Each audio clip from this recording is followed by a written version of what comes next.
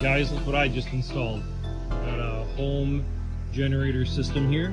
This happens to be a generac. That unit there is an 18 kilowatt, so that if I lose power from the city coming in, this baby will kick in and give me enough power to feed the entire house, including my air conditioner. The upper portion, that's what we call the transfer switch. So this is a hydrometer. So you can see that hydro is coming in from overhead up there. So if we lose power from the city, this guy here will automatically sense that there is no power, which will then engage this guy here. This guy here runs on natural gas, and you can see right there from the gas meter, which is fed right into the home generator system. That pipe there, right there, is the main service that actually goes into the house. It goes underground and then it ends up in the house. Anyway guys, it works great, wonderful system. 2 thumbs up for Generac.